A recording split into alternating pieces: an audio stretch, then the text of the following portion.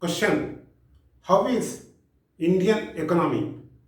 Answer: 1. Indian economy consists mixed economy. 2. Mixed economy consists public and private sectors. 3. Gross domestic product means total finished goods and services produced by private and public sectors within India. 4. More income, more tax.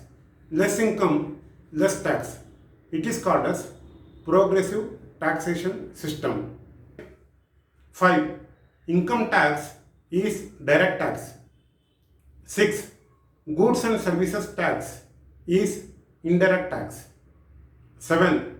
Present industrial policy based on 1991 globalization, liberalization, privatization. 8. Globalization means any foreign company can establish company in India.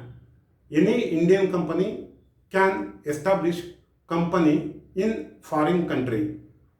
9. Liberalization means cancelling licenses for establishing companies. 10. Privatization means plan prepared by government, money invested by private, operated by private. 11. 1951 to 2017 National Planning Commission prepared 12 5-year plans. Now Planning Commission cancelled. 12.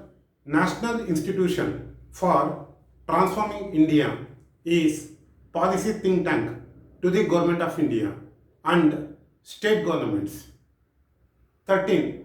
Poverty means group of people unable to fulfill basic necessity of life, unable to eat proper protein food, unable to earn basic income. 14. Unemployment means man ready to work but no work. It is called as open unemployment. 15. Land reform means fixing ceiling on agricultural land holding, collecting excess land from landlords, distributing excess land to landless farmers. 16. Green revolution means introducing high yielding variety seeds with technology in agriculture. 17. Minimum support price means Government of India fix minimum price for particular crop for its purchase. 18. Reserve Bank of India control money supply in the market with commercial banks.